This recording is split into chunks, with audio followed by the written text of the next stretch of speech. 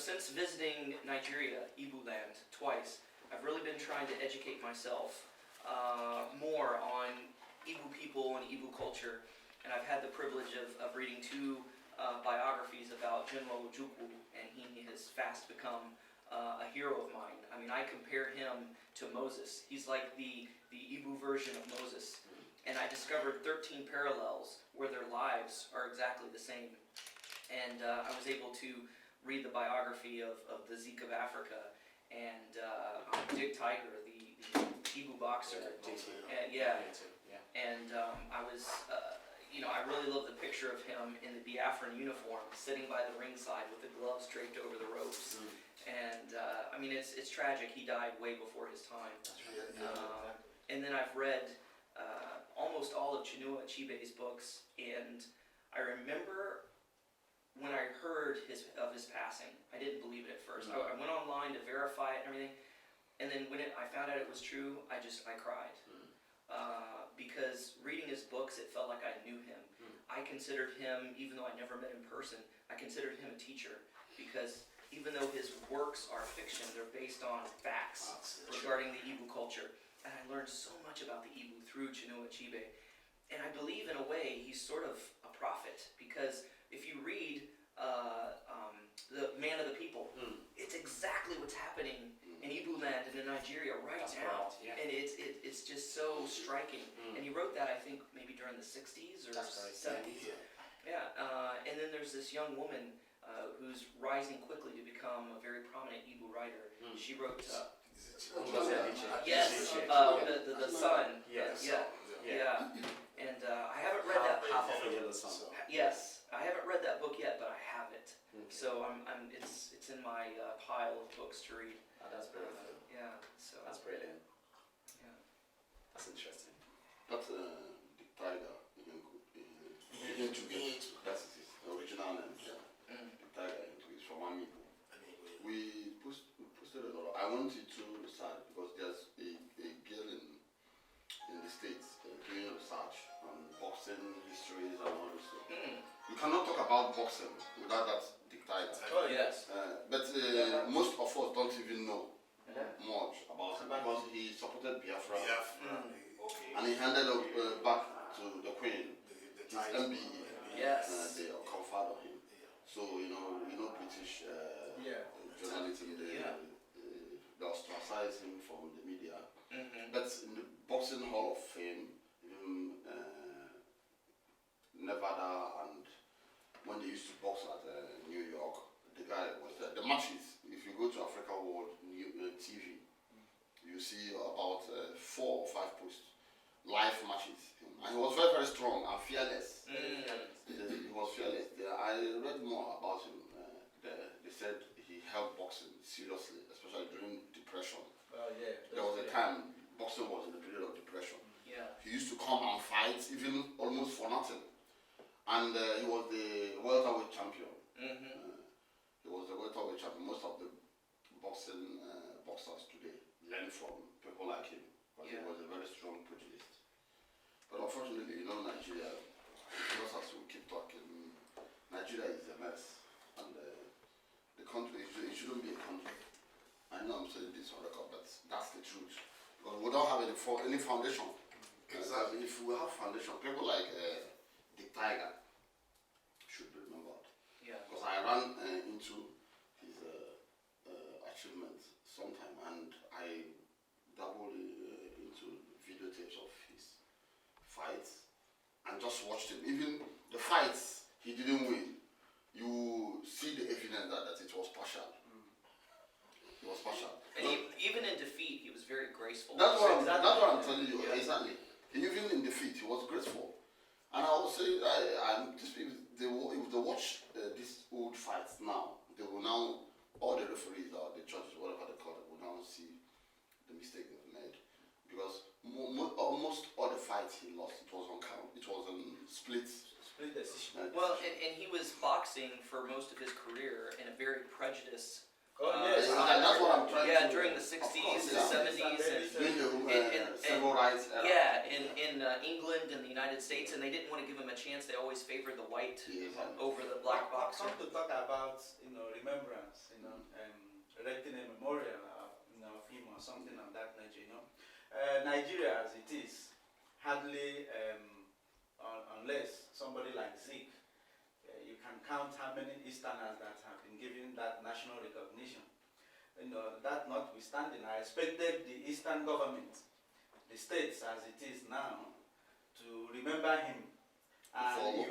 Is it on all? Yeah, it's from Abu. They renamed the Olo Township Stadium after him.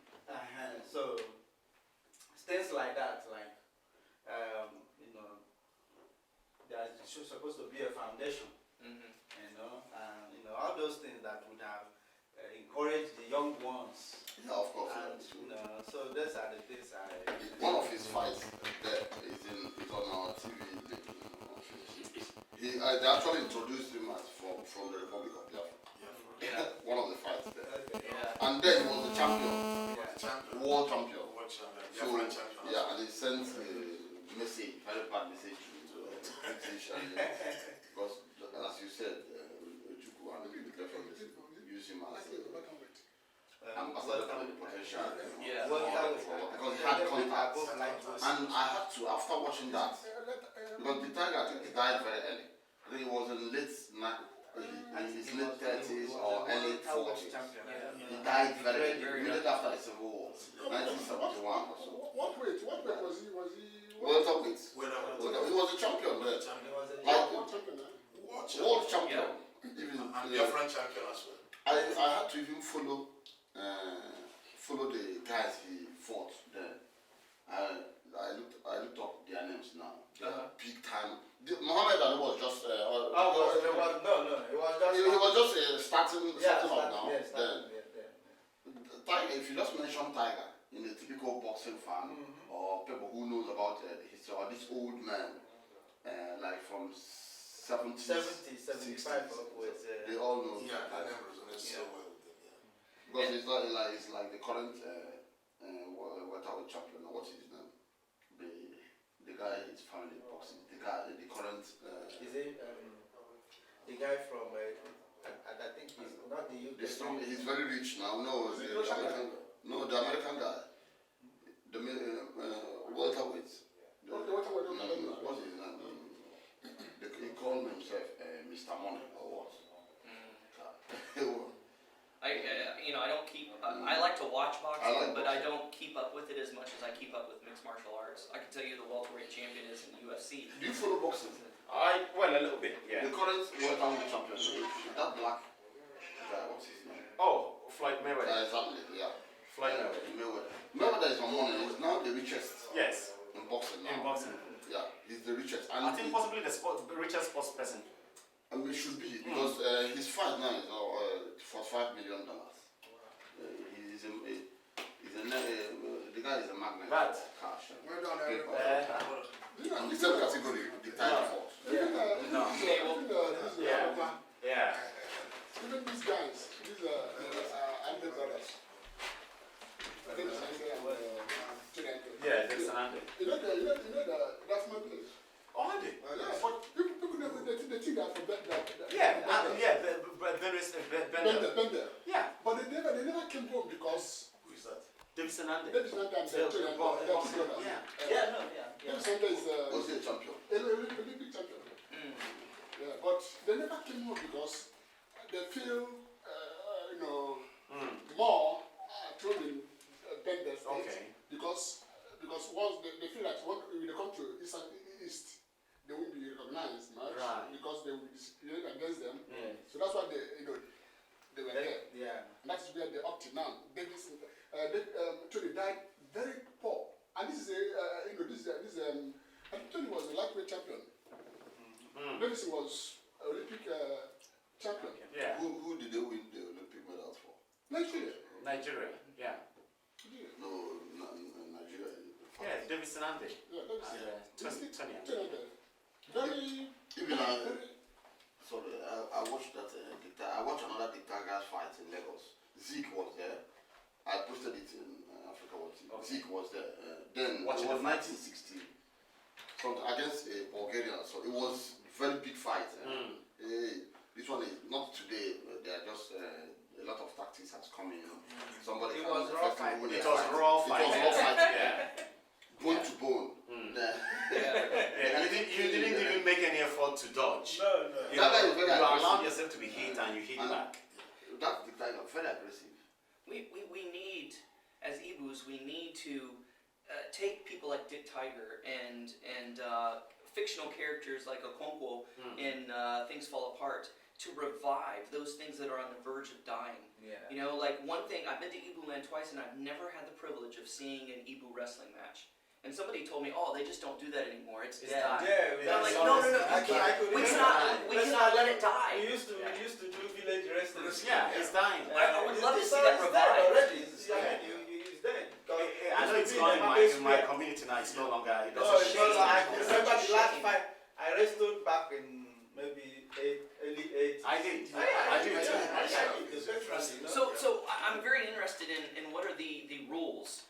Like, is it like kind of like sumo wrestling? Are you in a circle and Oh, whoever yeah, gets put out of the circle? We're in a circle. Okay. Definitely. There are rules We now. do it on what day, you know? Mm. In Igbo, we count dates by the market days. Okay. And our place is on Nkwode, you know? Mhm. And what usually happens is those that want to fight and spectators, we all come and, gather at the market square. And then the drummers, you have people that beat the drum when they start and to, make the place lively and incite those people who want to fight. And you will come into the ring, put a stick on the ground, and then whoever wants to fight you, wrestle with you, will come and take it off. And once you step in there and take that stick off, that means you are ready for a fight. You are ready for that. You've agreed to the And you have Agreed agreed to a to match. wrestling, and then two of you will square it against each other. And whoever throws the other one down, If your back touches. their back Yeah. touches the ground. Okay. And there's this always, it's always, there's an argument whether if your back touches the ground, or your not. head need to Touch the also. ground also. Okay. Yeah. So we used to argue about it, but it's not a big issue. No. So I think as from middle 80s, they Started started dying. dying dying. gradually. We need to revive that. It's Gradually. vital, you know. I know in US, I think it was in Virginia, where they have an Igbo village. Yes. Yeah. They did something like that. There was a wrestling, they organized wrestling and stuff. Wow. In the Igbo village. I saw that video. You saw it? I saw it.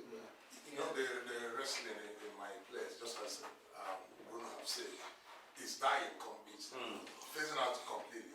But in those days, when there used to be wrestling during festivities, you see people coming in, even young girls, coming along, because they like to see men Yes. strong enough, who can fight. And they use it as an avenue of you looking at the young ladies as Oh, well. yes. Yeah. Because ladies like to marry any A man. strong man. Yeah. A strong man. Uh-huh. Because it's assumed For protection. it could be a Yeah, very for good- protection. For And protection. you won't be hungry. You won't be hungry because Yeah. I assume that they could be good farmers Yeah. as well. And not only that, they'll be virile as well. Oh, yeah. The ability to conduct in the other departments will not be one lacking.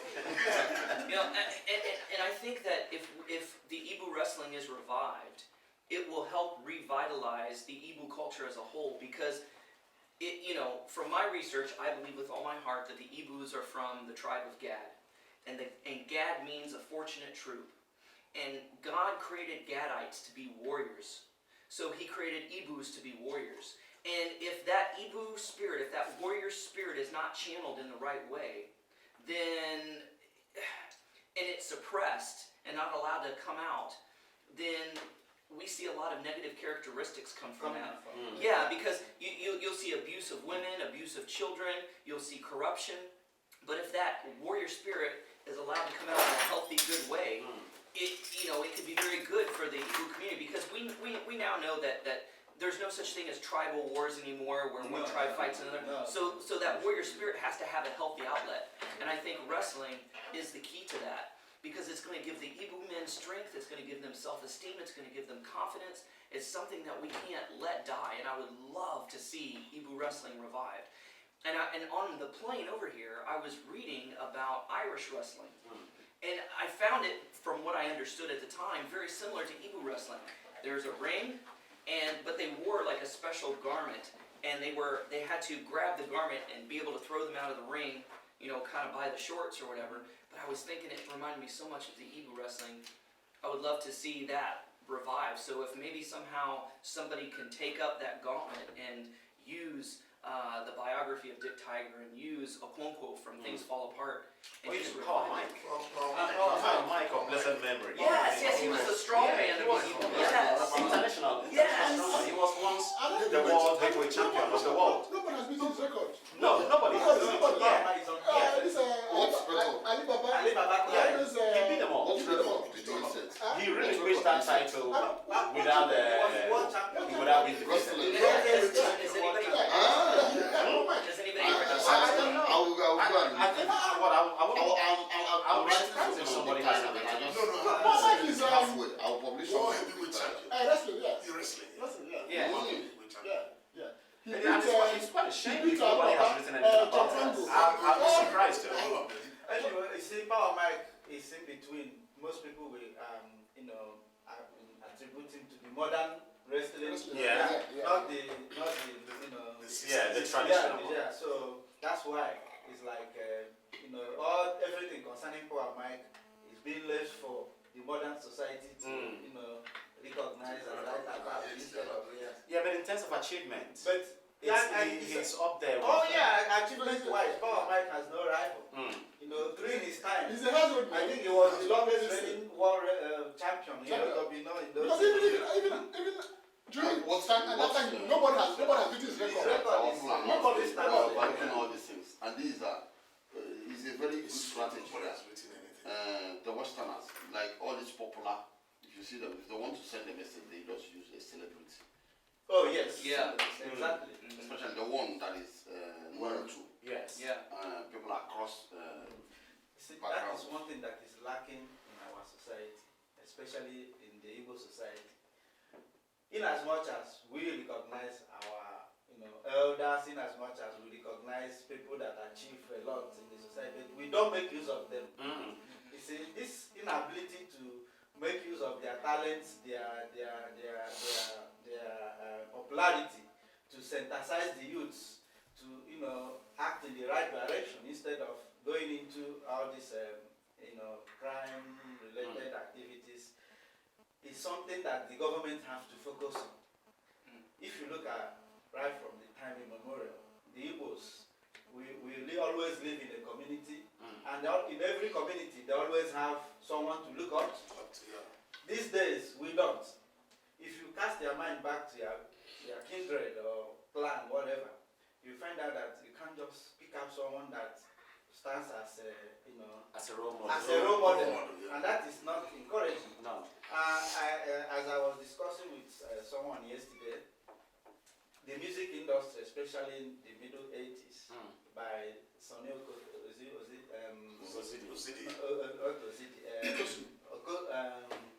what's his name? The bearded man. Okay. Oliver the Cook. Yeah.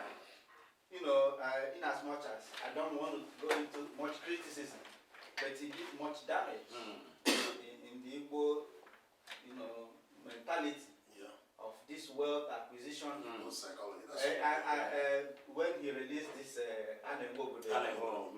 that turned many things around, He did. and it diverted attention from people going about Hard work. from hard work to you must make it at all costs, by any means, and that was the start of all this. That's true. Many things that we are witnessing today in our society. Yeah, I think it didn't help. So you mean to say that music has a role to play Of in course, this? music has a very big role in every community, in every society. I think it's a two-way street, though.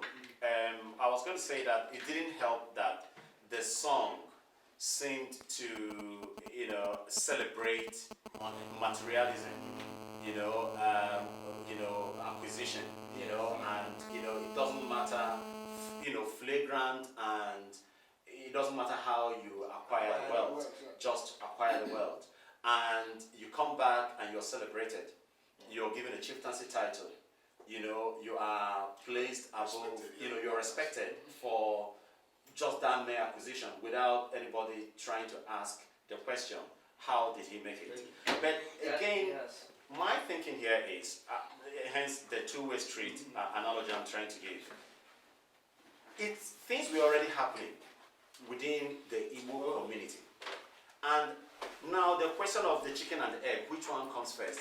Is it the song that led to that, or was it already happening?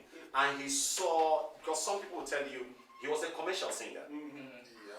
Beforehand, he believed in singing to extol, exactly the good things about the community. But then it wasn't translating into anything. He was not rich. But the moment he sang that particular number, he became a very rich person. So a lot of people will tell you he knew how to make wealth by praising the people that had the money, and by giving the impression that this is how, you know, to celebrate the nouveau rich, you know, in our community. So I don't really know whether we should blame him for what has happened in our community. No, we should. we the don't, trend. no, we don't have to blame him 100%. But what happened was that music helped to exacerbate, you know, what was already there. You know? So one way, I believe, like during the days when the older generation, all those old, Mike Ejaya, and all of them, Celeste Lugo, Badi Obasi, Jeunesse, you see, those type of music, they were actually not praise music. Philosophical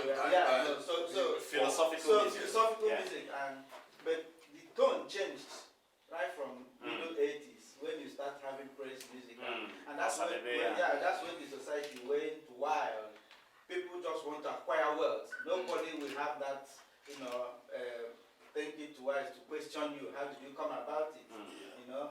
I think the Civil War. Sorry, man. The Civil War played a very big role. Immediately after the Civil War, it's assumed that the Igbos lost the war. Do you understand? And that affects our psychology in a very big way. And the Igbos now are looking for one way or the other to, you know, to rise again. To rise again. To rise again. So some people see that, okay, how do we do it? Okay, we now have to either have an alliance with our neighbors, or we now have to become praise singers, or we now have to, some of us become servants in one way or the other. But the issue is that we need to be there, you know. So that affected a lot of things. The music you're talking, immediately after that, the war, that is when praise singing started. And those musicians you see that are praise people, in fact, they are rich people, they are rich musicians. They use clubs, saying praise names of rich people. But for those of them that we are singing something that is much, much better for society, some of them died. That's true. Yeah. Like Mike Ejaya. Mike Ejaya. He was comfortable, but you wouldn't call him rich. No, see, Lord Nyan was blowing trumpet, his mouth to Nyan, and he wasn't a rich man. I think they're beginning now to introduce their songs. Exactly. And put it online. No matter what, once it's not Kafino, it's not the same as Kafino. So, Jaya, his son can never, you know, sing like him. All those idioms, all those. I mean, because he's a natural. You know. Well, I mean, that's like the Marleys. You know, I mean, Bob Marley, he was great, and his sons are good, but his sons will never be as good as their father. As the father. Look at this guy, fella. Yeah? There's no way Femi. There's no way. Show well. But Femi will be dancing something else. The music will be playing something else. You're right. Femi is just something. No. And what you were saying earlier about wealth and how it's created a lot of problems, one way that I see that it has created issues is that you don't have to earn a chieftaincy title anymore. if you have this, That's it. you can buy a title. Exactly. And I have no respect for one who has bought a title, Exactly. because it means nothing. Exactly. What did you do to earn that? I mean, I never came knocking on anybody's door asking for my title. It was given to me, and I was very humbled. You merited it. I was very humbled by By that. dint of hard work. But I've heard a lot of Yeah. a lot of people buying their titles, and Yeah. no No evidence of what they've done. no. They haven't served society, they haven't served the community. And why does They it? haven't contributed in any shape or form. Yeah, just simply you know? because they acquired wealth. No, What just- does the accumulation of no, wealth have to do with success? This part vested on the Igwe himself to bestow this status on this man. So once you give the Igwe money, maybe in December he'll give you the title and Yeah, I and think another sorry, man. And another thing is this: most of the Igwe now, they're quite different from the Igwe we used to know in the in those 60s. days, Some of these Igwe we're talking now, The product they're of product the of current system. Exactly. of corruption. And It's then- like if I'm not a good person and I acquired my wealth through illegal means and I want to be relevant in the society, I go home and start fighting, and they'll give me a clan which I'm in charge. And when I see people coming in, they have their money. I keep giving it out, and it's worthless. It doesn't matter to me. But I'm making the money. That's So there are some societies that you go back in Igbo land now, without any prejudice. You see, just like In so many areas. just to hear what you say. Yeah. If you look at it now, most of the whole Igwes we have within the East, apart from those old Igwes, all these new Igwes now, that all these 419ers and because what they do is just like what you said. Yeah. Once they make that money, the next thing they will do is go to the village, cause trouble. Yeah. Spring up one or two fashions and at the head, and this thing will just say, look, they want him. You want him. And once they say they want him, they want and everything. Before you know it, they That's why there's proliferation of Everything. autonomous community. in my own community, it's just very big town. It was divided into three, just because of one small boy, made money for Where's South the Africa. community? And he came back. Where are you from? I'm from Marcus, Okay. he came out and before you know it, they divided the town into three and gave him one kingdom. And There are cases. and he's a 419er. He's a 419er. A very little boy. And His father is still alive, oh. that is And why, they can't in Igwe. that is why the issue of kinship need to be discussed. The issue of kinship. If you look at in Europe, for instance, the Western world, I think the development started in earnest and continued afterwards. After they start kind of made away with their kings, and most of them, like in Russia, Yes. And France. most places, because even in Ireland here, you see all these castles, they were kings, and those times when they were reigning, in those days, there were always wars because of one lording it over the other. Oh yeah. And though it's not happening in our society as it is now, but then it's causing problem in a different way. Nobody, however, in Nigeria asked how much the government spends in maintaining all these chiefs. If they tell you how much they spend in maintaining the Emir of Sokoto, the Sultan of Borno, and all those, the Obi of Onisha, how much they are being paid, the Oba of Benin. And today we are talking of youth unemployment. If you know how much they are being given, that money, if channeled in the right direction, could employ millions of youths in Nigeria. And yet we use it to maintain one king and his cronies. I think you just said chief for them, and I have always carried that argument. Everything boils down to the end of the war. That the Igbos lost the war. That was the end of Nigeria. That was where Nigeria missed the road, and the wrong set of people now took over the leadership of the country. But the problem is that they don't have no plans. We are not worried with who is leading, but do you have plans? What is your blueprint of developing the country? The House of Fulani have not developed the country. No. They have no foundation for the country. They want power, but they haven't actually told us what they want to do with the power. The ones you had, what did you achieve? There's no, if there were employment for everyone, I don't think youths these days, if you tell them, look, we want to divide Nigeria, everybody will tell you to go to hell because they have a job Oh, yes. to do, they have a roof over their head. You've been to Nigeria now, so you can attest. And most of us grew up, and my parents really struggled to even pay our school fees. Exactly. It's of recent that Igbo families started coming abroad and sending money home. After the war, everybody started from square one. Yes. Exactly. Everybody started from square one. And the values, the culture, and got mixed in the pursuit to meet up, to survive. Yeah. Gear started prostituting, armed robbery was on increase. As they say, praise singing became the order of the day. It's even matured now in a very sophisticated way. Did you read this man's interview recently, Yakasia?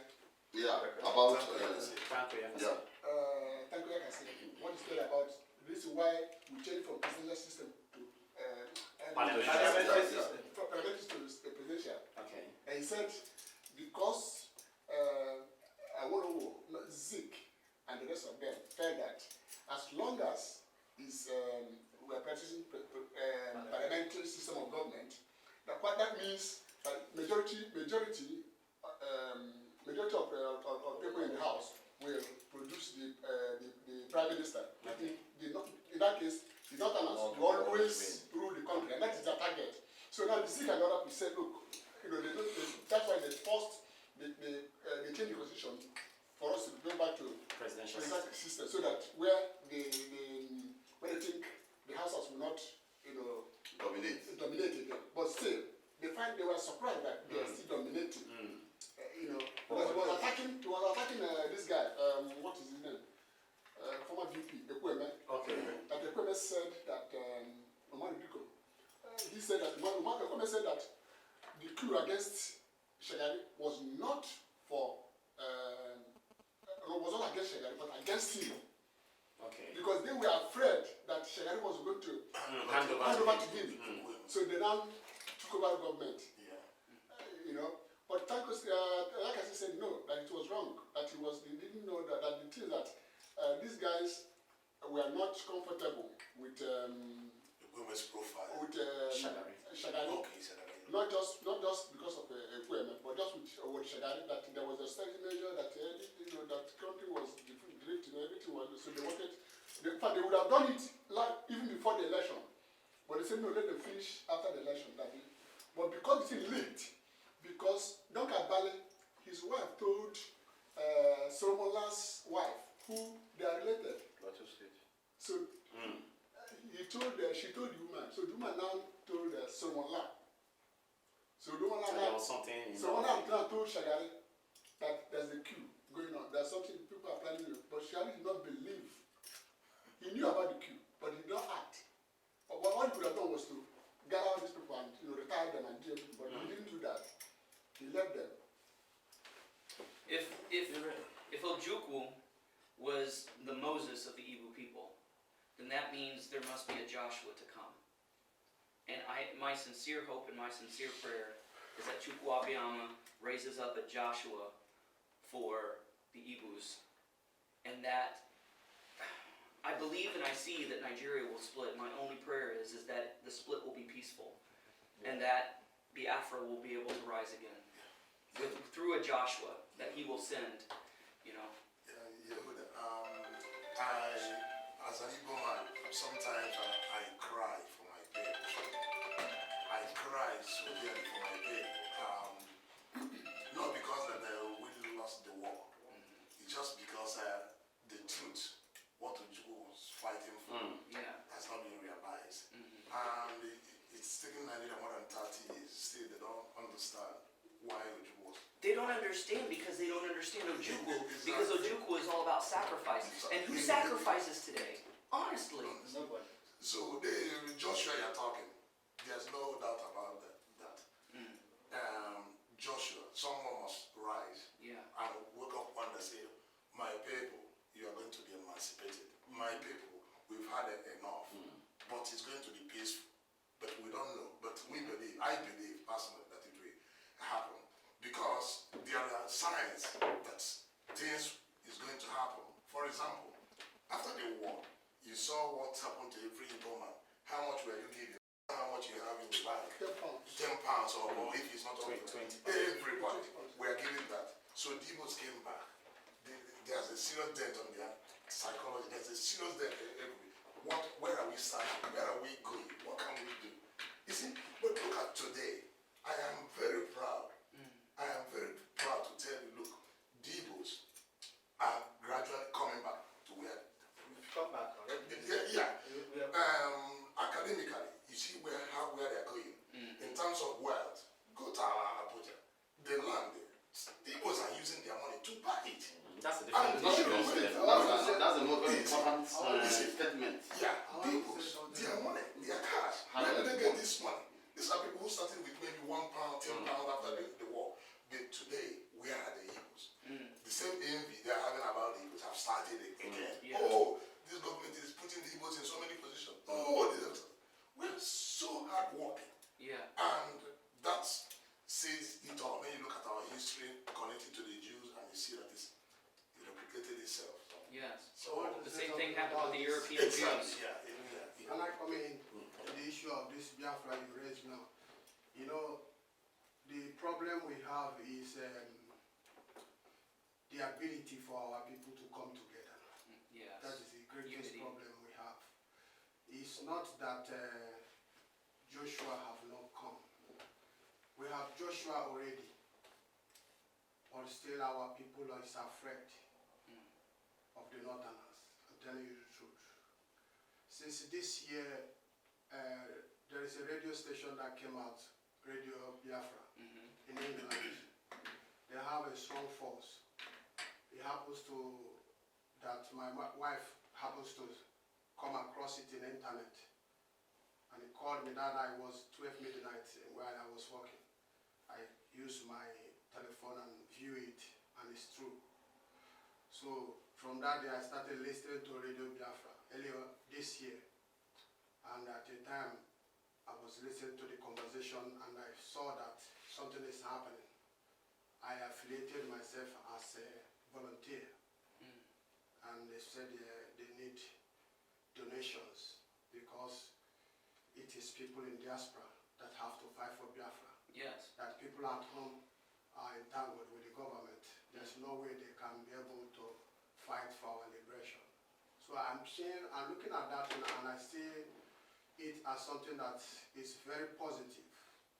I started making my own monthly contribution because they laid down a system, strategy. They say first what they want to do is to create awareness, to unite the Igbos all over the world. So they said they have target of buying a transmitter to bring home so that our people will listen to radio by transmitter radio, not through internet, because the one we are listening now is through internet. Yeah. So they set up a strategy that in any country, if you have up to 10 Biafran come together, the person that initiated it will How many? 10 people. Just 10. In any country first, That means something. you have to take up coordinator of that country, canvassing and propagating the amalgamation of Biafra. So I try to gather 10 people myself in Ireland here. On process, I get up to 12 people in Cork, so I send it to them. Just in Cork. So they said, okay, be the national coordinator in Ireland. So I kept quiet. I didn't want to show up myself until the day I asked the international coordinator, because they have up to 50 countries now that we have Biafrans that is fighting for Biafra now. I sent a message through website. I'll say national coordinator. The challenge came from Cork, from Dublin. So at the time we resolved it because they give me another position, which is greater than the one they gave me. They put me into executive council. I'm in charge to the Biafrans in European Union. Wow. Wonderful. So we continue contributing this money. Just last week, in fact, yes, on Saturday, they brought in the people who are going to export the transmitter because the money we have contributed about £50,000, which they used to buy the transmitter, and they say about 38,000 for the mass to install it on the air. So on Saturday they brought in the company with the live interview, which everybody all over the world is listening. There were two people asked so many questions about the danger of installing it in Nigeria. Nigerian government. Okay, destroy it, something of that nature. So what I'm trying to say now is that by the grace of God, if our people will come out, we are going to get Biafra very soon. When you said 10, I don't know if the one who organized this and came up with this strategy realized what he was doing, or if he had any meaning behind 10, or if he even knew this. But did you know that to start a Jewish synagogue, to start a Jewish community, the requirement is called a minyan. You have to have at least 10 men. And when you said 10, it struck me. There's just another parallel. Even if it's on the subconscious level, there's that parallel between the Jewish people and the Igbo, because 10 people have to be able to come together to work for Radio Biafra, to establish something locally. Same with the Jewish people. We have to have 10 men to be able to start a Jewish community anywhere that you find Jews in the world. And I thought that was very significant when you said that. So, so when I saw the video in the YouTube, one lady called Carol Monde is a British activist that stood for Biafra in England. Even she's the one going to our women meetings, telling them, please come, we need Biafra, we need Biafra. So she sent it to my wife, the video, when they welcome you from the airport. So she forwarded it to me. I was in the bus on Friday while I was going to Cork. So I watched it. I saw him. I knew him very well, and one other guy from Chief Greg? No, is it Zephaniah? Oh, Zeph. Yes. Zeph. From Cork. So I called Zephaniah immediately. He didn't pick phone. I called him. He first picked the phone. So I told him, I want to come and see you because I've watched so many videos in the YouTube about you, even the one in Nigeria and the World Igbo Congress. I saw you so many places. So I was very impressed with what you are doing. So, and myself, 2009 here in Cork Island here, I started calling the Igbos to come together for prayers because I'm an evangelist. Oh, so wonderful. We used to gather together every 3 months since 2009 to pray for the Igbos. And we pray that God will raise somebody who the Igbos will listen to. Somebody who will speak like Moses, and people even listening his voice alone, people will follow him. So we continue praying it until this Radio Biafra came out. So I think within myself it's a prayer answered. So that's why when I saw it, I didn't hesitate. I just joined immediately. So I saw this opportunity. I said, okay, this guy that I've been seeing in the YouTube, I want to see him face to face because you are doing a very great work, which I love so much. I believe Biafra is coming, definitely, but the problem is in our hand. We don't have problem with our enemies. They can't do us anything. We are very strong people, I'm telling you the truth. But the problem we have to come with one mind. You understand? Yes. I listened to everything we said here about the chieftaincy title. I saw that chieftaincy title as one of the greatest mistakes our people make. Just like the point they raised here. If somebody will come home, he don't know how he make money, you give him title. If you give an evil man title, you are encouraging him to expand that evil. You understand me? And this is making our land to languish and sing. But I pray that this is the time for us to go and capture the Biafra because God gave us promise. I have read research about the Igbos, where they came from Israel. Even I called Israeli embassy here a few months ago. I say, I want to know this thing that I'm seeing on the internet. Where did Biafra come? I just want you to tell me. So he sent me a link that's called Israeli History Library. So, and I click it, I saw that the Igbos are the children of God. Yes. And they are warriors like you said. Mm-hmm. I look at what is happening in Nigeria and what Jacob proclaimed to the God. He said, you are the Yes. truth. And And blessed the he is truth he will who come enlarges. against you. But eventually you are going to You're carry gonna them on the overcome. knees. When you carry somebody on the knees, his back will go on the ground. Yes. And that is what is coming up now. They are carrying them on their knees. I believe that. To add to that, this discussion, I've been trying to, kind of have the impact of Christianity on the Igbos and the Igbo culture. It's not that I'm a Christian, fine, but I've, tried to, what impact Christianity have on our culture and tradition, because Exactly. when the Europeans came with the Bible, Mm-hmm. I believe, because through stories from my dad and what he had from his own dad, we recognized Igbos right from time recognized there is God, Mm-hmm. and they were worshiping God. So it's not the Europeans or the colonialists that made us to be aware of God. If not, there would not have been a name like Tochukwu, Yeah. Chukwu and all that. And then, again, when you look at the Igbo culture, circumcision, even the wrestling we talked about a while ago, Yeah. and so many other things that we used to do, and we don't do anymore, Yes. it's all because of the Christian, And encroachment. I agree. Yeah. I totally agree. And then, with that, I'm beginning to, see that, yes, I believe in God. I know there is God.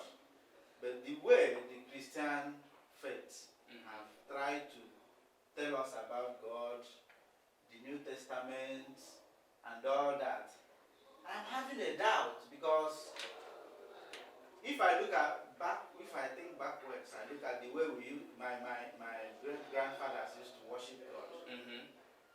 I believe they were worshiping God in truth and in spirit. Yes. Yeah. I agree with you. And I believe again that when God created this world, He made everything different. He made us different from, each other. Mm-hmm. And I don't think that if He made us different from each other, He wanted everyone to worship Him the same way. He made everyone to worship Him in their own way. Mm-hmm. Like even in Catholic Church, after the 1964, when there was they allowed all traditions to practice Catholic faith according to their own tradition. Yeah. Culture and tradition. So I was like, I don't see the sense of the Christians coming to tell us to stop doing what we are doing, take up this, Mm-hmm. Mm-hmm. They could have brought they brought civilization, the clothing, other things, but they destroyed our religion.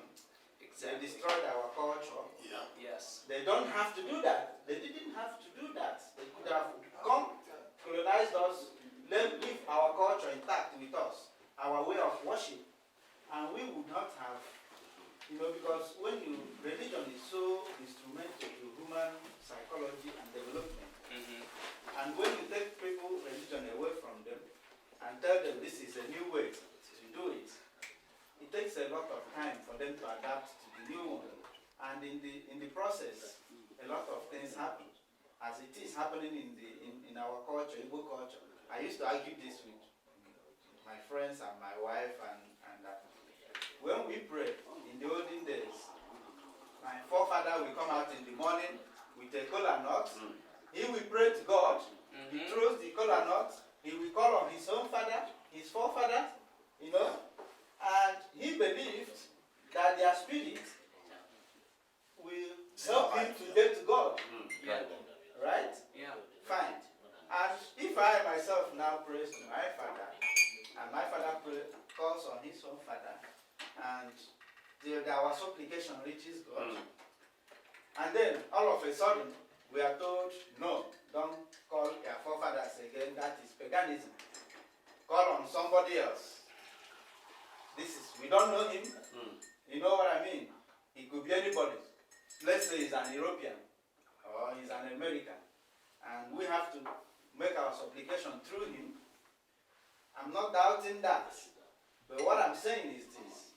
I would have loved a situation whereby they leave us with our own culture, whereby I could come out in the morning, pray to my God the way we used to.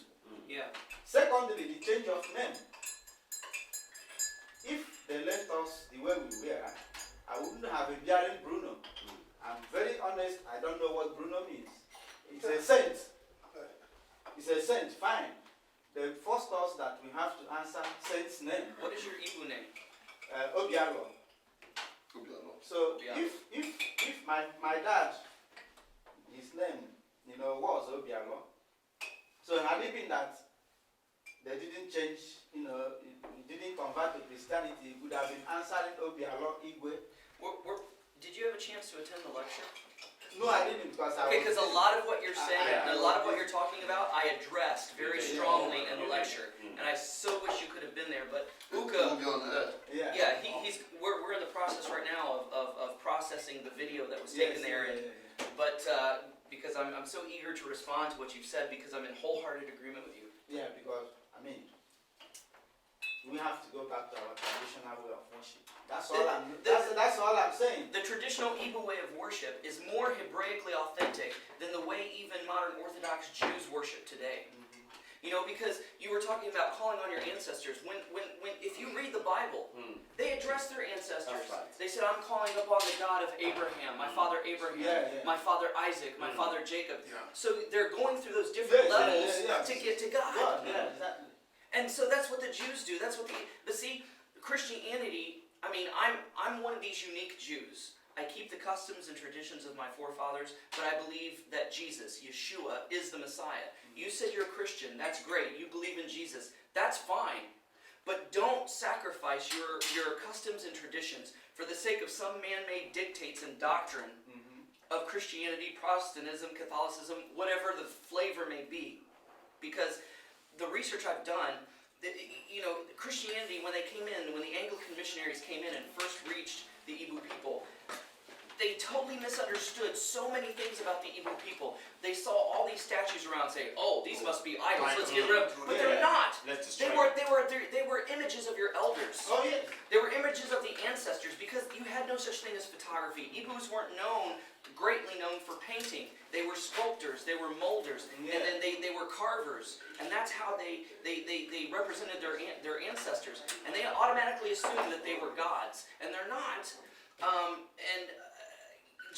There's so much similarities between the Jewish people and the Igbo people, and everything you've said and these traditions match so beautifully together that in my talks, in my lectures, I do my best to promote the Igbo culture. There's a lot of Igbos that believe that they're of Gad and they're so eager to practice Judaism, and that's fine. But then they start wearing these black pants and black coats and white hats or white shirts and black hats. I'm like, what are you doing? Well, Jews dress this way, and we want to be Jewish. And I'm like, but you're not of Judah, you're of Gad, you're Hebrews. Don't dress like Jews, dress like Hebrews. Wear your traditional clothing, because it's more Hebraically authentic than what the Western Jews are wearing today. So I'm in wholehearted agreement with everything you brought out and everything that you said. And when G.T. Basden, the Anglican missionary, came to the Igbo people, he recognized these very same things that you brought up. He told his superiors, and his superior says, shh, don't let the Igbos know of what you've stumbled onto, because we may lose them to Judaism.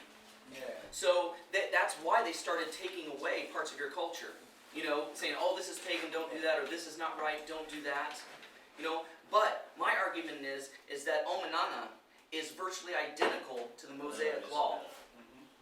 Omanana and Torah, that's the Mosaic Law, is Torah. It's one and the same. So if you're following Omanana, you're following God's instructions. And Jesus, Yeshua, our Messiah, He never deviated from the law. If he did, he couldn't be the Messiah. Yeah. And so our job is to walk in the footsteps of Yeshua the Messiah by walking in and following in the Torah, or I should say Omanana, because they're virtually identical, virtually the same. And Christianity was saying, no, you don't have to do this no more. We're not under law, we're under grace. No, you don't have to do that anymore. That's what the Jews do. We're Christians, we don't do that. So don't forsake your customs and traditions as Igbos for the sake of some man-made dictate. You know? Yehuda, I Call me couldn't Tochukwu. Tochukwu, yeah, of course, yeah, Tochukwu. I couldn't agree with you more. I remember on the way down here in the car, I said something about if the program we had in mind had gone to plan, I'm sure it would have been so fulfilling for me and for the Igbo community, and I wouldn't doubt that it would have been very fulfilling for you as well. One of the plans we had, and I was talking to Tochukwu about it, was for us to go to an academic institution. Plans had been put in place, but unfortunately, just the last minute, things fell through. It didn't happen because the head of the department, who incidentally happens to be an Israeli lady, Oh, interesting. Ronit Lenton, in Trinity College. Now, I did contact Ronit Lenton because I believe very strongly, in line with looking for a Joshua, in line with making sure that we maintain our culture.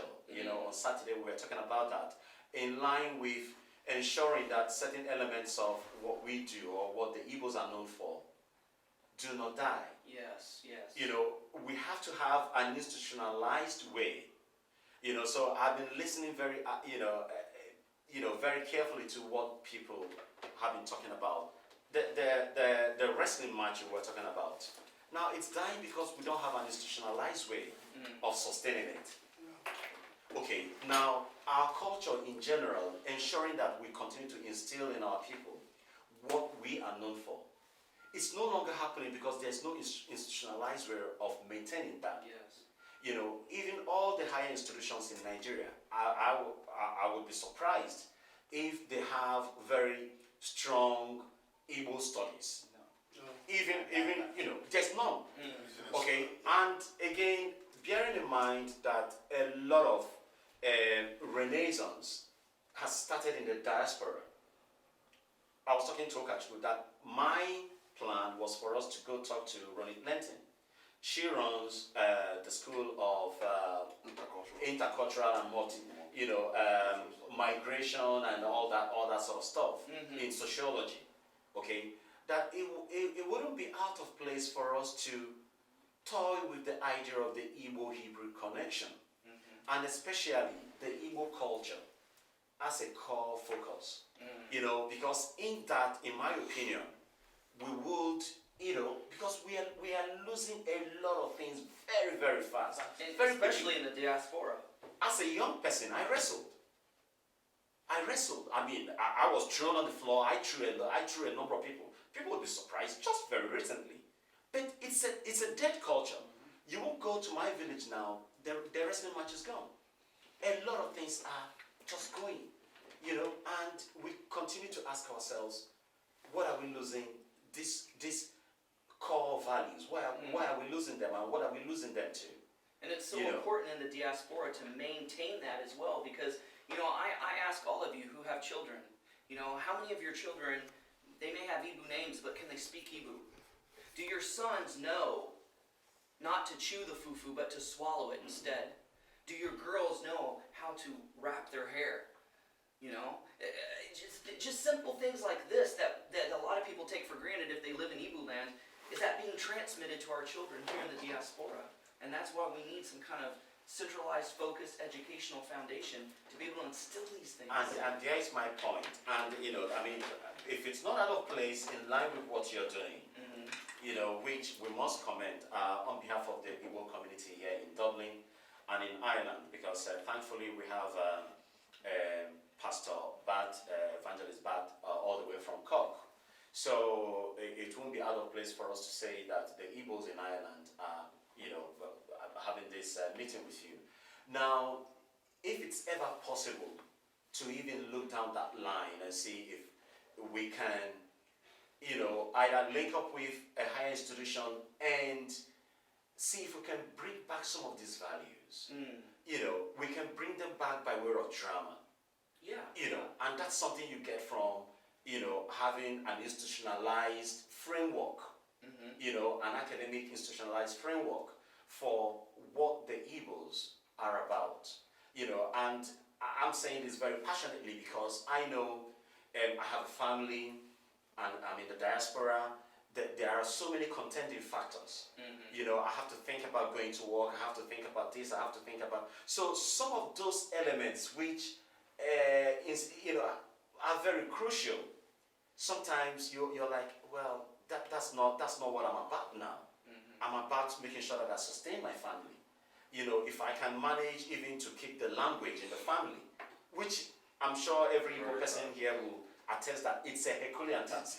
Even in the family, keeping the language. The language is apparently in your interview question. You asked the Igbo language, according to UNESCO, will be dying in the next 50 years. So what can we do to ensure that the Igbo language does not die? The culture. Yeah, people are so afraid of their children not learning English. If they're in a country that speaks English, or if they're in Germany, whatever country they're in, they are naturally going to learn the language of the country that they're in. And I think that Igbo families should put their foot down and say, okay, at home, we will only speak Igbo.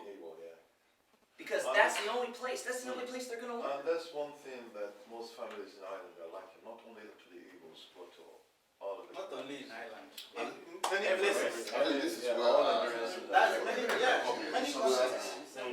what people teach them that modern tongues. Yeah. Yes. because they And started this the Asians Preserving are the like culture. that. And the Asians are good at that. kids. Yeah. But Unfortunately, Yeah, but they are now, it just sleeping sleeping off, in yeah. the recent a times. bit. You've done few Because I know classes. some families. But it who was are- very nice. We sit with every Saturday. Okay, very It's still Saturday. every Saturday. Every Saturday. Every Saturday. Okay, Yeah. because I haven't really come across the announcement in recent times. Yeah, It we needs haven't been, publicity. yeah, you're right. It needs publicity. Whatever happens. But this is where you come in. Yeah, we need to be consulted on. You got friends in the media. This is where you come in. Many parents, are interested in that program. Oh, Even- Bruno's children go to the program. Yeah, but My children. Yeah, a lot of our It's children. a missed opportunity. You could have brought him to the Igbo class. on Oh, Saturday. that's Yeah. true. Yeah. That would That's an excuse to invite him back. That's a good excuse to invite you back. this kind of thing, you arrange press photo calls, pops. No matter, it's even across the divide, despite the politics happening, parents in the other That's correct. section, they're still interested. They even commended them They on did. this, on They this even program, agreed. because most parents want their kids to understand Igbo. And Yeah. that's why the young girl, Chiamaka, wrote, gave out her speech in Igbo. You see, though she tried, but you still it was see that even they need difficult for improvements. her. Yeah. They need improvements. There is a And- lady in England as well. They call Mbadefo family. I know, but He wrote Yvonne, yeah. dictionary. Yvonne, She's championing dictionary, Igbo yeah. dictionary. There's Igbo dictionary now. Even I even contributed a lot. I contributed as we well. in Cork also is even planning. It's just this log ahead. We want to go and put some Igbo language in toy, CD. We want to create a program whereby they will have interaction, just like that lady's Yeah. doing, and have the That's ones that small kids can also toy with it, and just like all this. Could you imagine There's if there a were use of baby word. dolls that created that have a Exactly. mechanism that responds in Igbo? Yeah, there's one now, but it hasn't reached yet. There's even a software. Evangeline gives to me. She sent me the link. So the software you can now type. In Igbo. Oh, yes, There's yeah. vowels and Yes, there's a friend of mine. Yeah, Germany, on you Google. met him. I think they have something on Google as well. This is You where met him in Germany, in Freiburg. Very wrong meanings. Okay. There's a guy you met in Freiburg, This is where. in Germany, and he developed a software, Igbo software. Oh, okay. Yeah. Wow. Yeah, it's from Yeah. Dublin. Yeah. Is it from Yeah, Prof? it's from Dublin. Yeah. Is it Prof? Yeah? Not Prof, okay. That's from software Freiburg I'm in talking about. Germany, It's from yeah. Germany. Yeah, I was in Dusseldorf and Stuttgart, so maybe he came to one Yeah, of he those came like that. places. Stuttgart is closest to Oh, him. okay. He must have been Yeah, he in must have been in Stuttgart. He told me, Stuttgart. yeah, he was there. Oh, Yeah. okay. So he There developed was as a result of your visit. That's wonderful. Yes, I sent the email. This is where Igbo Union can really He has a Yeah. because that's my own everywhere idea. you want in Igbo. Sometimes, you know, what this Yeah, keyboard. we have as Igbos, you know, just like You can we share the same switch from history, English to Igbo. Jewish history. We are Republicans, you know. We have a lot of disagreements. It's natural. That's the typical Igbo gathering is like this table. Everyone will contribute, and at the end of the day, we get we reach agreement. That's a typical Igbo gathering. That's correct. You know, where everyone is equal, everyone will contribute, and we know ourselves. We know who is making a robust contribution or not, and we sieve the chaff contributions from the good ones, and you know, And through to the result. consensus, we agree that this That's is the what amala. Let me bring out a point, talking about the Ibu meeting. Can anybody tell me what's missing here? Well, besides the protocol of cola nuts and things, and where's your sons? If any of you have sons, where's your sons? How are they going to learn how Ibus meet and communicate and conduct business and make decisions? Because back then, in ancient times when the Ibus met, who carried the stools? The sons. It was the sons. And it's the same in Jewish synagogues. When the father went to synagogue and met with the other Jewish men, his son would carry the prayer shawl and the Bible and whatever else for the father. And because they were just among the men, they didn't participate, they just stood back and listened. They would naturally learn how things go. And you know what, I'm even proposing something radical here. You know, these chairs are nice, but let's really get back to the basics and let's remove these chairs and get stools and ask our sons to bring the stools so they can be here when we have these meetings like this so they can learn, because that's how it's transmitted, and that's what's missing is the children. Because, you know, it's like the Igbos have lived in the diaspora for such a long time. They're so used to westernized meetings. We're around a business table, a nice oak business table, and we look like businessmen. But we're not businessmen, we're Igbos. So that's for your benefit.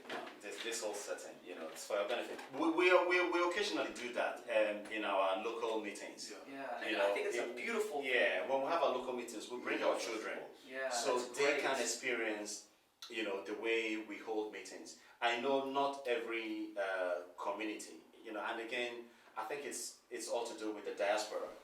You know, the difficulties of child minding, you know, the difficulties of, you know, getting the whole family to go, you know, you're not going to leave the wife at home with the other children and just take the son, Yeah. you know, so it's a little bit difficult but I have to agree with you. You know, I was in primary school and I'm the second boy, you know, but is it to a large extent you have to show interest in these things. You know, I suppose again it goes back to the Okonkwo story. You know, if you show interest, then somehow you strike an alliance with either your dad or your mom, and depending on which way you are more inclined. You know, I used to love attending meetings with my dad, and I was in primary school. I didn't understand what they were saying, but I just loved it. But didn't you feel closer to your Oh dad? yeah, when you no, went? I just Yeah, it was a loved it. bonding. And, you know, like, so right from primary school, you know, I would attend meetings, I would sit close there and just listen. And then, you know, when I went back to complete studies in Mbise, it was in Mbise Secondary School. So I was very close to my uncle. And like, I mean, as sages come, this man is a sage to the core. Like, he knows it all. He's the chairman of Aladimma, you know, which is like, you know, the Omenala Forum, where, you know, so you just need to listen. I was telling yeah, we were discussing it. Yeah, Exactly. we were discussing it. Now, this man waxes wisdom.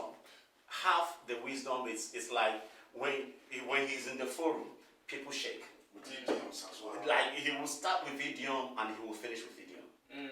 You know, and up he gets and he goes. And people will be wondering, what did that pass say? You know, It's coming. people they will look for a way to go back to him and find out what he had said. Yes. You understand? Because again, our people have this saying, if a man tells a parable and has to explain it to you, the dowry paid on your mom is wasted. It's a wasted time. So you're very clever not to ask, sir, what's the meaning of that? So you have to look for a clever way of teasing it out from him. Yeah. So these things happen, and Wow. it's very interesting. Wonderful. Yeah, just as you were saying, I remember my grandfather. He was over 100 years before he died. And at a particular time, he's the oldest man in our clan, in our village. And he doesn't have, none of his mates is alive anymore. Then at a time, he became blind. But then, when you are too old like that, sometimes you don't have common things to discuss with people that are not of your age. Yeah. So, but there's also another clan there that have a very old man. My grandfather is older than the man, and he's in another village. So what he normally do is that naturally that man becomes his friend, because in the whole of the village He has no mates. He has no mate. And sometimes he'll be telling us that, okay, why is he still alive? Even though he has so many children, he has 13 wives. My grandmother was number 8. Do you understand? So at the time, but we learned a lot from this man, very wise. So what I'm trying to say is he became blind, and when he's going to meet his friend in a nearby village, then somebody will be holding him. He has a walking stick. Yeah, with that walking stick, you will hold the walking stick. He will be holding it. He will be following you. You will be going there. Sometimes I will have his small bag on my back, or small wooden chair, the way it's folded. I will have it in my bag. And I'll be following him down. While we are following him, you go there will be cold and all, there will be this, there will be meat. And the stories. Yeah, there will be stories, things you don't even, I enjoy myself. You go down there, the whole family, all of them will come around. Oh, we see how it is a grandchild, his grandchild. Then there will be food, there will be meat, there all sorts of things. I will sit down there, talking stories that could have been things that happened maybe 80 years ago or 85 years ago. Narrating this story. They'll be narrating. Their world is quite different from our own. Completely different. It's like a society where there's no crime. It's like every man is a very decent man. And sometimes he'll be asking us, and this man doesn't see. But sometimes when we reach there, sometimes I don't know where we are going. But he will be telling me where we are going. If we reach there, have we reached that Iroko tree? There's an Iroko tree here. It's not, the Iroko tree is here. You point there and it will directly at that Iroko tree. Wow. There is this here. Have we reached a kangaroo market? Yeah, this is a kangaroo market. This is where we usually fight during the Iriji festival. The Ebe society will be the other side. This will be the. And these things comes natural. And the wisdom I learned from that man, I cannot explain it all. No. So all of us, we normally fight who will take him to that meeting. We normally fight a kind of young children, like small children. We don't usually fight. And sometimes when you don't want to go, he will tell, I want this person, because all of us have a name from him that is quite different from the name of our parents. Go and call me this person. Go and call me Mbasi. You just have to give you a very significant name. Go and call me Ochi. Go and call me Wag. One of us. You take the man there and come back. What I'm trying to say is this. There is wisdom in these old people. And you learn a lot. And sometimes I will just try to imagine how their own world, how is it? You understand? But if you tell him that this road now is now a third road, it's now wider, and he don't understand. But he'll still be thinking that way they used to think there. He'll be telling you, my son, do you know how I got all this land this side? Do you know how I got this? Do you know why my name is there or there? Do you know why this and that? How to become There's a meaning I have to to become a herbalist in order for me to sustain this land. I used to be the only son of my father. Whenever our father, it was difficult for him to have a male child. Every male child would die. Every male child, he has this one, he will die, and the other one, he died. So at the time, I had to go to another village, and I was raised up in that area. Do you understand? So the purpose of sending him there is just for him to stay there to survive, and that's why they call him Odemera. So for him to survive in that area, and now he has survived. But then all the land that belonged to his own family, his own kindred, all that is there. Other people died, yeah. Naturally, all this belongs to him. But some of those lands have been taken by Other people. neighbors. How can he get this land back? One, you have to become a herbalist. A herbalist, a very strong one. That is one, and that gives you power.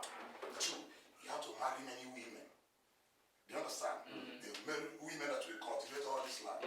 Then, when you now come back, you have children, have everything. You see, immediately he came back, and he now came back as a man with many wives, with children, and with money. Because children is calculated part of wealth. Yeah, well. Yeah.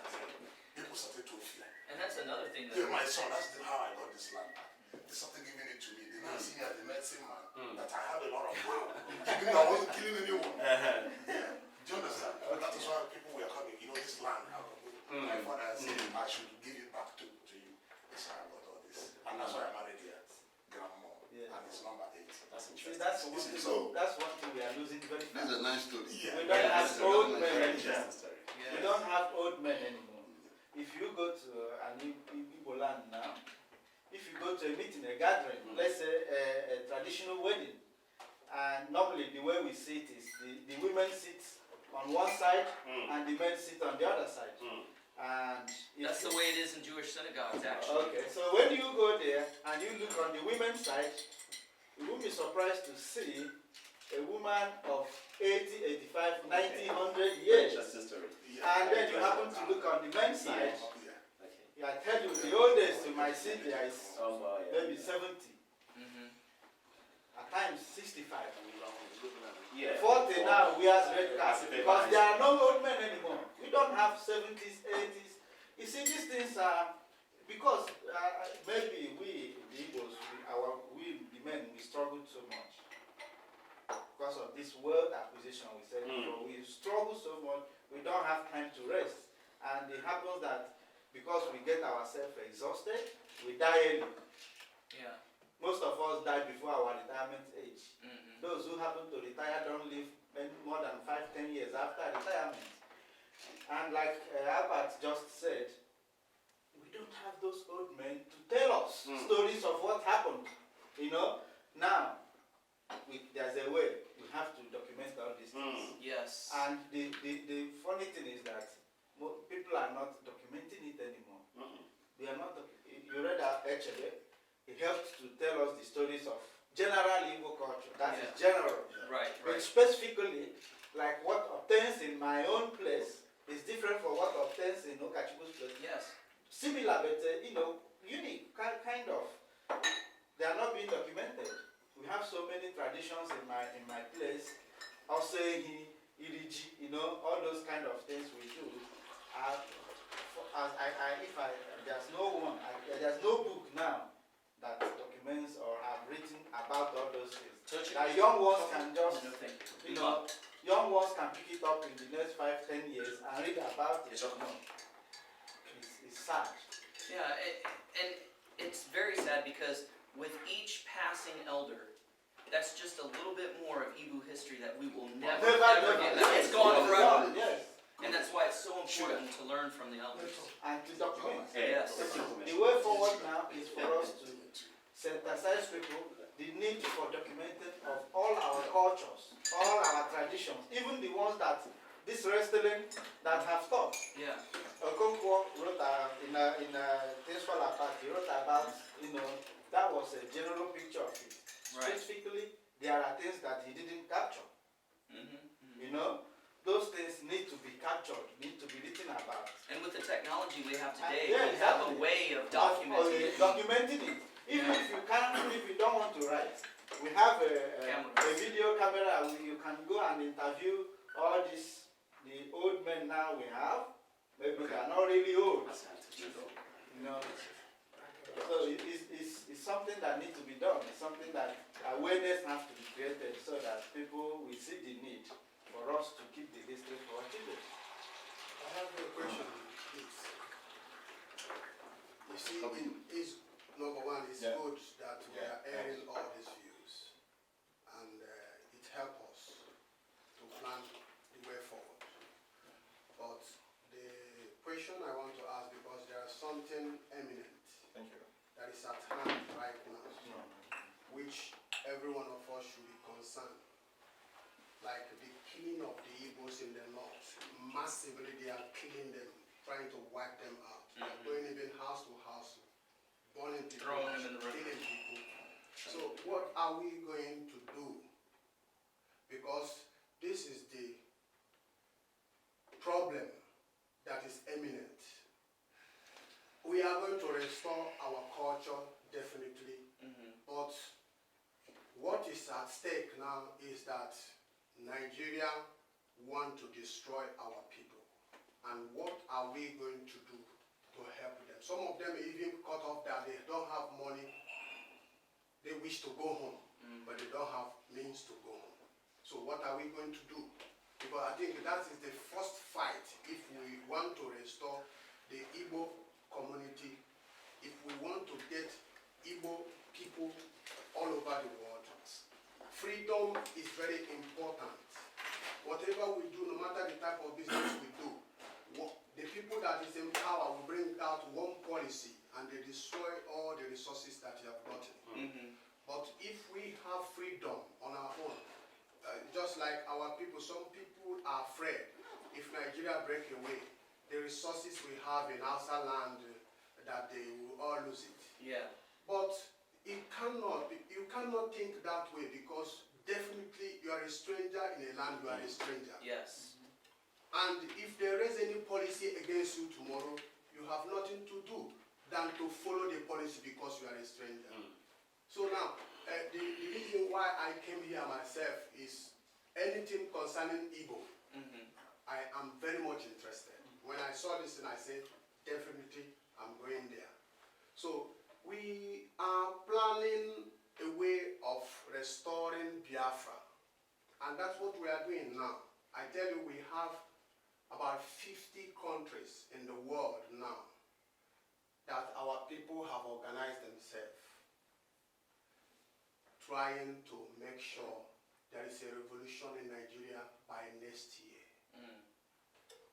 Yesterday, if you look at the news in the internet, posted in the internet about the United Nations, they said that the agitation of Biafra is our right. They said it because some people is afraid. They are afraid of it. But thank God, yesterday, United Nations said this amalgamation of Biafra is legitimate. Wow. No police or army have the right to arrest anybody that is demonstrating to Biafra. It will be an infringement of human rights. Exactly. Yeah. So what are we going to do? Like I came here, this brother, I knew him when Chinachebe something happened. The reason why I came to Chinachebe is the Igbo something. And a chairman of Igbo Union in Cork told me he's a man that loves Igbo something and Biafra something. And I came, I took his contact. Since then, we have been talking. So now, the Dublin men, some of you might have not known. I am telling you, we have Biafran in Cork. And very soon, we want to make ourselves official to the government of this country, that we are Biafran. Wonderful. Last 3 weeks or 4 weeks, somebody had a case in Germany. The case he had for very many years. But he changed his mind the next day. He's going to the court hearing and answer Biafra. The judge made him to won the case, and he told him, because you said you are Biafran, that's why I'm giving you this opportunity. Wow. So Biafra is being recognized all over the world, even more than the passport we have now. Wow. We need to make use of it. We don't have to be afraid, because it's our right. I want even the people in island here for us to come together and fight this cause. Because if we say everything we said here is good, we have good ideas, but our nation is sinking. Do you know now that the Hausa Fulanis are giving money to our people? You heard last 2 weeks news, they give money, 2 million, 5 million, to convert to Islam. To Islam. They are using our governors now to bring Islam. They want to build the highest mosque in Enugu. To support you, do you know about one Chief Abdulaziz Yehuda? He used to be my friend. Okay. In 1997, I was in Chicago with him. We traveled on a mission about church issue. Okay. We arranged with the American church to be situated in Lagos. I personally was their leader there. And we went there and they gave us a lot of money, about $284,000. It was in my own account. Then when we get to Lagos, we have acquired a land at Abesrom, near Agege, where this church will be. Do you know that at the end, Abdulaziz approached me personally that let us link this money towards Islam. And that money will be 10 times double.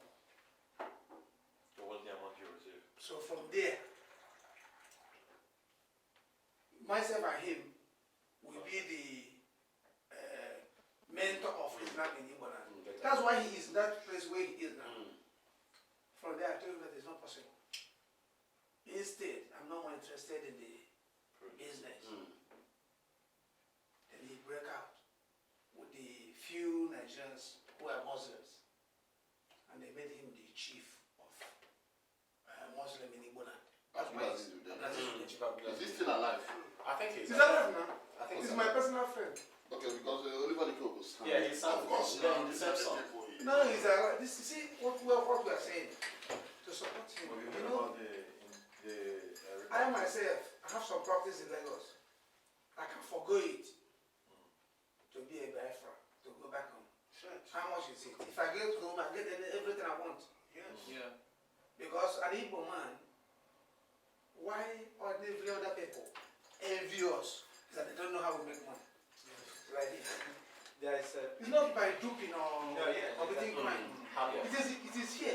Yeah. If you link this, Destiny. an Igbo man can travel to any way where there's no money. Within 2-3 years, he'll be very, very rich. I want to tell you one thing. There is a prophecy that they made a few years ago.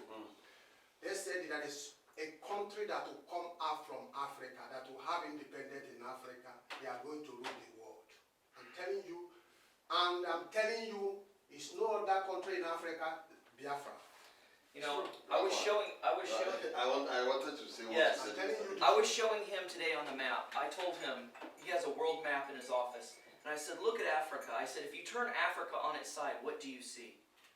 He's looking at it. He goes, "You mean this way?" I'm like, "Yeah, turn it this way." And I said, "It is a gun." Go. And what is the trigger to that gun? It's Biafra. Port Harcourt. Port Harcourt. Port Harcourt is the trigger to that gun. Nigeria, Biafra, is definitely key in changes in Africa. It's going to change the whole face of That must Africa. happen. Because I myself, where I come from, we believe in tradition. I'm a traditional person. Mhm. But I live here in Europe, and a lot of things has happened. Whereby I can no more act. Like where I come from, Mhm. we men of above, when you are above 26 years, you can become a lion if you want. Up till now, as I'm talking to you, it's from my village. But if I say it, people don't believe it. We are in a Hiago, where I come from. Tradition. They do it in my own village. as See, well. there My is own, this is How what I'm many saying is now. How money? Okay, more about what you. there I'm not is about what you. Okay, yes. So, where I came from, What you believe is up. Eh? more about what you. Emanson. Eman's Motors is my very good friend. There One is day one they thing- change, no? there's- So what we are saying, what I'm saying here is that Igbo people, we are special people. Only because of earthly things, we are losing our culture totally. and Why I'm here today, I was supposed to be working now. Yeah. I'm supposed to close work at 10. But I have to go. I told them that I'm sick. So I came home and started coming down here just to meet you and hear I'm from so you. glad you came. Yes, because we have children. As all of us have families. Like my son, I was telling him that we're going to have this talk today. He told me that he's very, very busy because he works with insurance. He told me he's very, very busy, that I don't all these African things. I said, because They are losing like this, their like him, identity. because he's not cultured here Yeah. until he understands. Until when I go back home. There's only one of my children that I believe that he wants to go back home with me. He's here. He dropped out in the university for 2 years. But now he went back. He wants to go back home. And I promised him that when he finishes his studies, he will go back home. You see? Money is not the issue. I know how to organize things. Even in Anambra State, what we are planning now is for the governor that we enter, new governor now, to give us a land. All of us will build a house, one by one, from Anambra State. That's our plan now. In fact, I discussed with the people about this.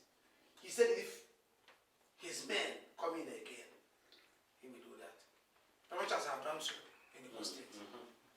That's for Let's see if he holds up to that. So this Oh, is yeah, that's- this is the only way all of us can go back home. Because if I'm here now and I have a plot of land in Oka or anywhere in Anambra State and I build a house, why would I go home? There's something you want to say. Yeah. And another problem again, it seems that our children are losing their identity because, there are quite a lot of, a good number of, Igbos and even Africans in diaspora. They tend not to take their kids home frequently, Yes. try and make them get Yeah, used to it. exactly. To the Yeah. country, it's very sad. It's sad, It yeah. is. Very sad. But I suppose it's because it's very expensive. I know financial constraint, notwithstanding. That's But where there is a will, there's always a way. There's a way. Exactly. Even my own daughter, I have Mhm. only one daughter now. She doesn't speak Igbo. You know why? She used to speak when I was staying with them. But she's like, my family disintegrate. She don't understand Igbo like me anymore. My only daughter. But where I came from, my daughter, everybody is waiting for my daughter in the village because she has a special gift. As far as, because she's my daughter. All my plannings and how I can travel with her to enter my father's compound. There is one thing about the Igbos. When you talk about killing of the Igbos in the north and everything, I have to say this, and it boils down to our connection to the Hebrew connection, and we have to admit it. We are stubborn people. Yeah. Just Right? like Israel, stiff-necked. So we are stubborn people. Igbos have been told times without number about trying to go back home, settle at home, build at home, invest at home. But just like what happened, if you read the Old Testament, when the Israelites used to go to war, God will tell them, do this, do that. They didn't listen until at that point when they will be, suppressed and pressed to the war, that they will remember their God, do what He wanted them to do, and then they will start winning the war again. We, the Igbos, until something happens to us, drastic, very drastic in nature, until we are beaten, Including Boko Haram. yeah, that is when we now turn around and say, we are welcome, it awakens us. Look at the Jews in Germany. Until something happened, drastic happened to them, that was the formation of the state of Israel.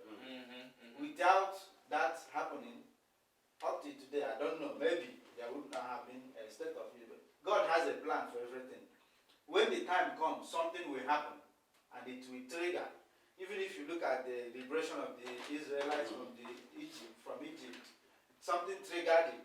there's always a trigger Mhm. to this. And I believe, and I hope I'm right, that what is happening in Nigeria today is the trigger.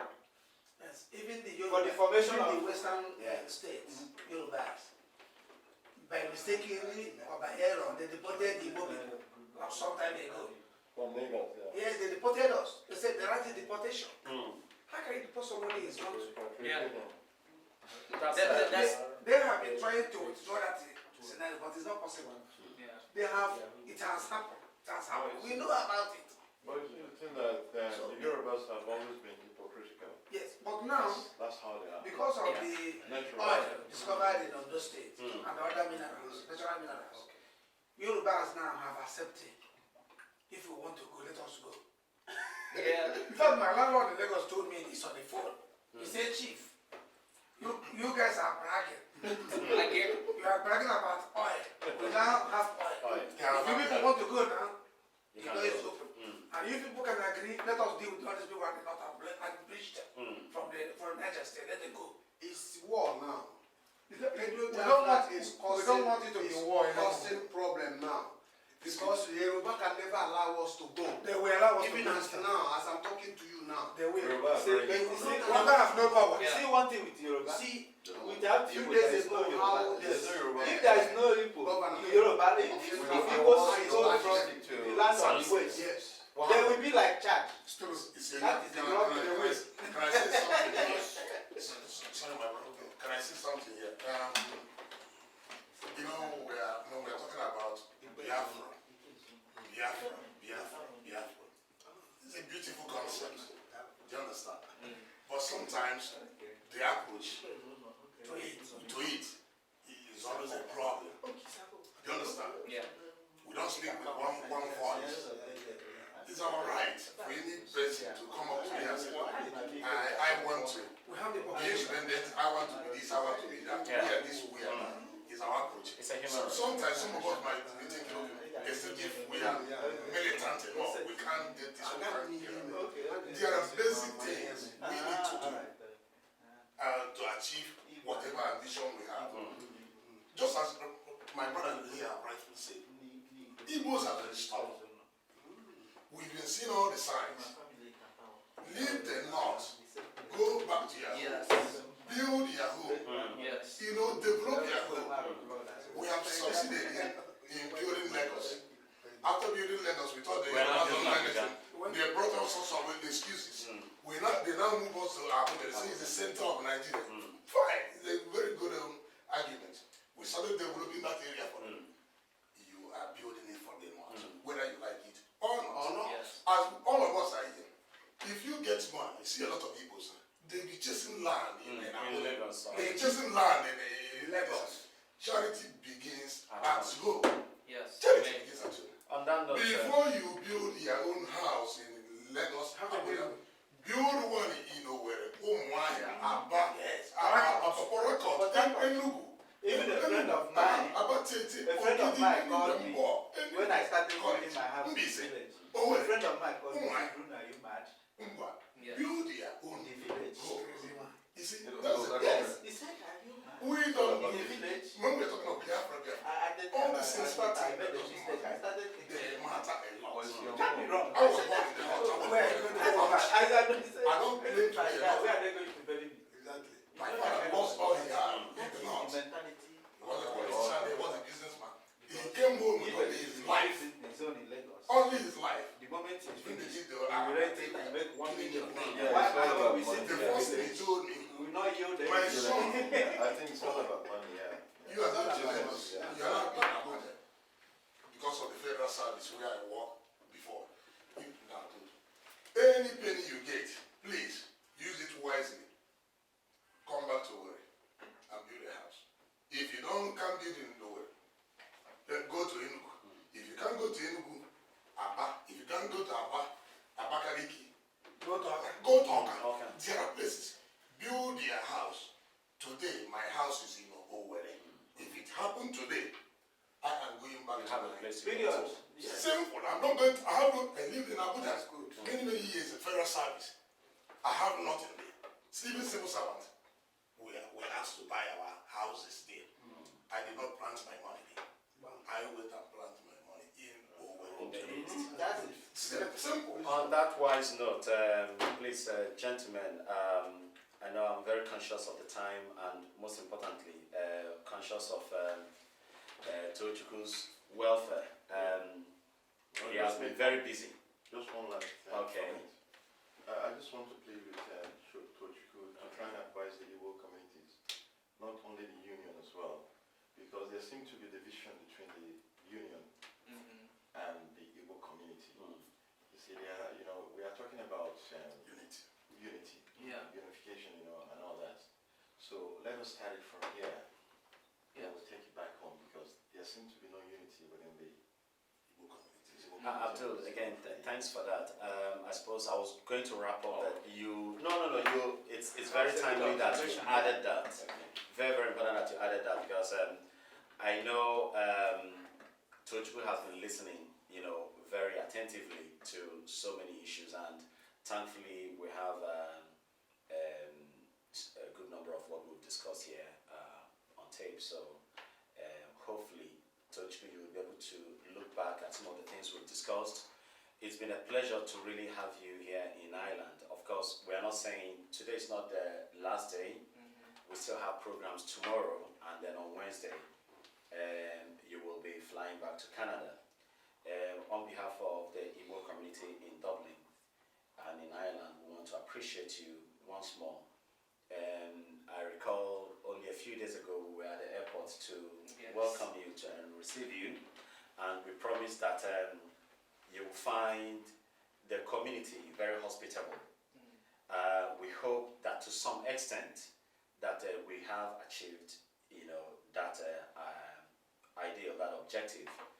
And again, from listening to some of the leaders here, there are issues we want you to take away with you. Thankfully, they have your contact, and it shows how open you are to listening to all the different aspects of issues that concern the Igbos. And we hope that in due time, we would be able to articulate, and then maybe even come up, even if it's a question of coming up with answers to some of the issues, that would really go a long way. But as usual, the final word, we're going to leave with you, so that if you have any answers, immediate answers to some of the issues that have been raised, most especially the very last issue that our brother there Abdul raised, because unity, like you rightly pointed out during your lecture, is the main element that we need. And goes back to a philosophy I love about the Igbos, Igwebike. It's something I understand.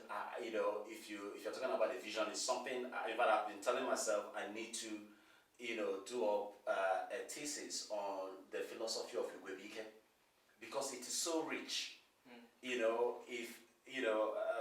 Back in those days, if an European had written something about Igwebike, the way we understand it would be extolling the intellect of that person.